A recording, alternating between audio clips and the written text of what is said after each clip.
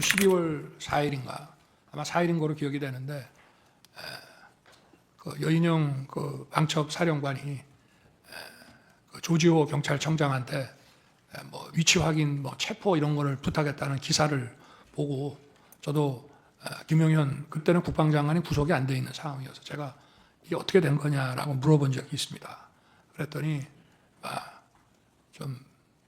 두 사람 다 이런 수사나 이런 거에 대해서 특히 여인영 사령관은 저게 순작전통이고 해가지고 도대체 이 수사에 대한 개념 체계가 없다 보니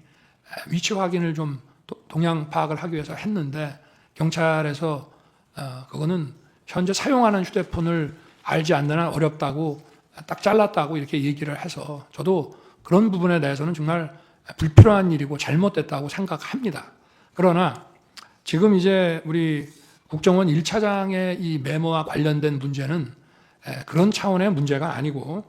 저와 통화한 거를 가지고 대통령의 체포 지시라는 것과 연결을 해서 바로 이 내란과 탄핵에 이 공작을 했다는 게 문제입니다. 지금 제가 그 당시에는 지난번에도 말씀을 드렸지만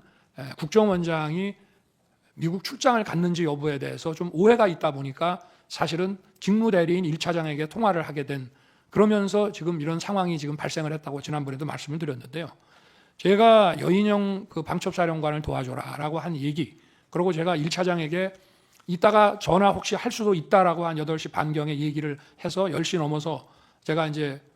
계엄 선포를 다 하고 올라와서 전화를 한 이유는 아까도 말씀드렸지만 몇 차례 본 적도 있고 또 뭐 일도 열심히 하는 것 같고 이렇게 해서 제가 격려 차원의 전화를 한 건데 그중에서 제일 중요한 부분이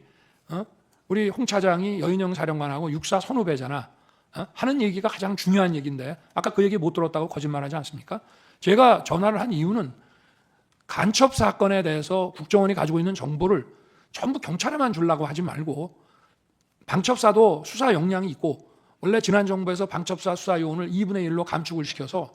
군 방첩 활동과 방산 이 안보 활동에 지장이 많이 초래가 됐기 때문에 우리 정부에서는 수사관을 계속 증원해 나가면서 이를테면 창원의 방산업체 그 보안 지키는 문제부터 시작해서 방첩사를 계속 키워오고 있는 상황이고 제가 김규현 국정원장뿐 아니라 조태용 국정원장한테도 방첩사 지원을 수도 없이 얘기를 했습니다. 그래서 제가 1차장에게 전화를 하게 되면 이거는 그 얘기하려고 하는 것이지 계엄과 관련된 사무는 국정원에 당시에는 뭐 요청할 일도 없고 또 만약에 여러 가지 계엄과 관련된 정보사항을 좀 파악을 해야 되겠다 하면 대통령이 국정원장한테 전화를 하지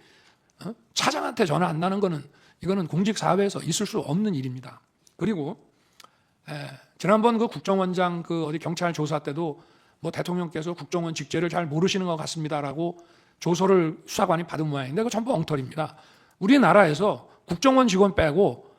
저만큼 국정원에 대해서 잘 아는 사람이 없습니다. 저는 국정원 수사를 물경 3년을 했고요. 그리고 국정원, 방첩사, 경찰의 이 대공 역량을 보강하기 위해서 취임 이후에도 엄청난 노력을 했을 뿐 아니라 국정원 인사를 벌써 여러 차례 해온 사람이라 속속들이 저는 잘 압니다. 제가 1차장한테 이런 얘기를 한 것은 육사 선후배이기 때문에 좀 국정원에서 이런 걸 할 때 정무직 회의라든가 간부 회의 때도 좀 거들어 주라는 얘기를 이제 한 것인데 이거를 간첩을 좀 많이 잡아 넣기 위해서 정보를 좀 경찰만 주지 말고 여기다가도 방첩사에도 주고 지원을 좀 해주라는 얘기를 이런 무슨 목적 없는 체포 지시로 해서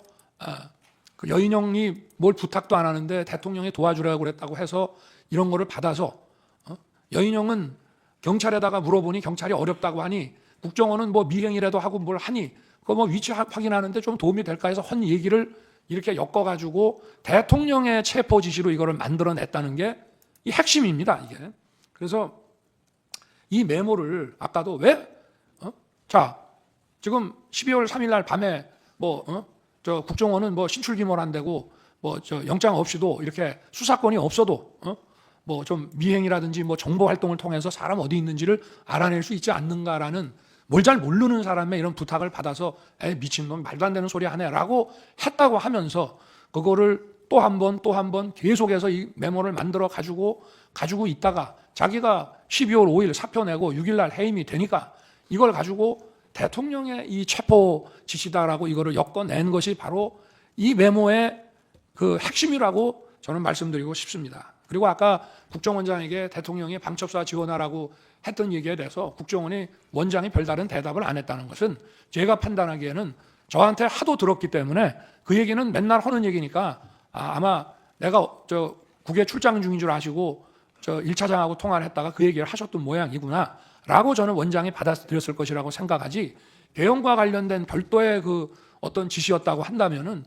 바로 저한테 아마 국정원장이 특달같이 전화했을 겁니다. 1차장한테 뭔 지시를 하셨다는데 이게 뭡니까 하고, 그래야 그게 국정원장이지, 아니 개헌과 관련된 지시라고 생각을 하면서